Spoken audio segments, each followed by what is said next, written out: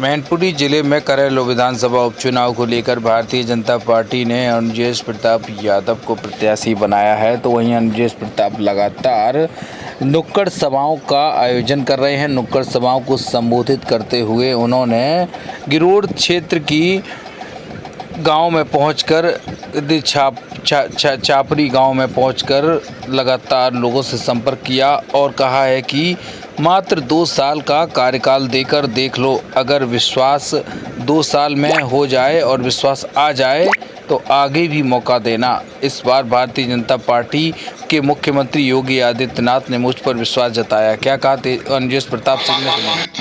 और इस मंच पर बैठे मेरे बुजुर्गों, मैं सबका नाम नहीं ले पाऊंगा, सबके मैं चरण स्पर्श करता हूं। प्रधान जी, अखिलेश भाई, रमेश दुबे जी और इस पूरे समाज के सभी बुजुर्गों का मैं चरण स्पर्श शीश झुकाता हूं।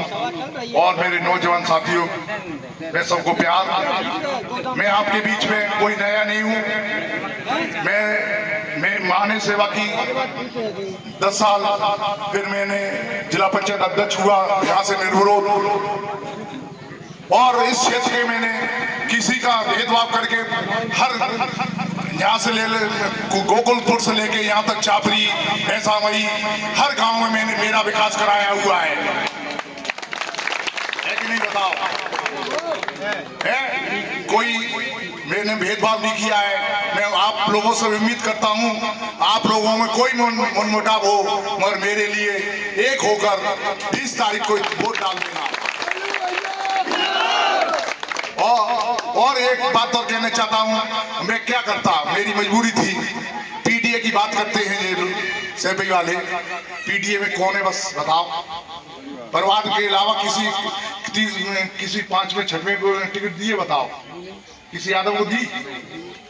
तो बताओ, तो मैं क्या करता? मुझे अब 5 के बाद 6वें वो आ गई, बताओ वहां जाओगे तो तुम्हारी कोई सुन लेगा? और सुनो, और नौकरी की बात आती है, कहाँ की लगती है वो नौकरी मालूम है? तो फिर क्या होता है, तब जो कहते हैं रिटर्न पास हो गया कि नहीं हो गया, और जब उनके यहाँ के बच्चों की होती है तो वो पेट में भी रिटर्न पास हो जाते हैं। मैंने अपने क्षेत्र के लोगों को मैंने सिफारिश की कई बार, अरे रिटर्न पास करा लेना तो हम देख लेंगे। बताओ, वो एक घर में 2-2 बीवी बच्चे बाप सब लग जाते हैं। और ठेकेदारी में भी देख लो, किसी को बढ़ाया इस क्षेत्र को कहीं हो बताओ, वैसा मई हो, नगला राजा हो, विजेंद्र हो, जे कौन से गोकुलपुर हो, कहीं बता दो है? विकास भी वहीं, नौकरी भी वहीं, जिला नेतागिरी भी वही करना चाहते हैं। इन्होंने बताओ, आजमगढ़ से लेके गाजियाबाद तक जो यादव मजबूत था उनको खुद सामने लड़के ने खत्म किया कि नहीं किया? बताओ, कोई हो बताओ? किसी दूसरे यादव को बढ़ने नहीं देना चाहते। बताओ, मेरे परिवार सन 1952 से विधायक को वो चला रहे हैं। बताओ, मैं क्या करता? मैं आप लोगों की सेवा कैसे करूंगा? तो मुझे कदम उठाना पड़ा।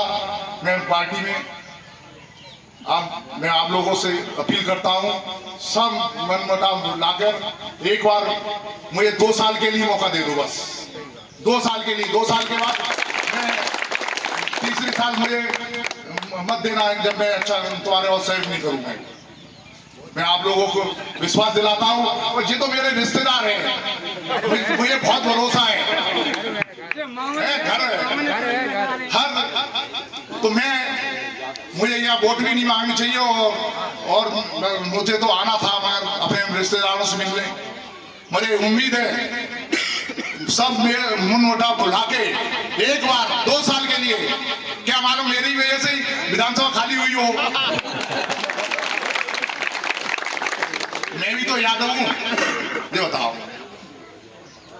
तो एक बार आप लोगों से हाथ जोड़ के विनती है, मुझे वोट देके एक बार सम्मान, और मैं ये कहता हूँ, एक बार मुझे वोट दे दोगे तो तुम सबका सम्मान बढ़ जाएगा। सेठी वाले तुम्हारा सम्मान करना शुरू कर देंगे, ठीक है?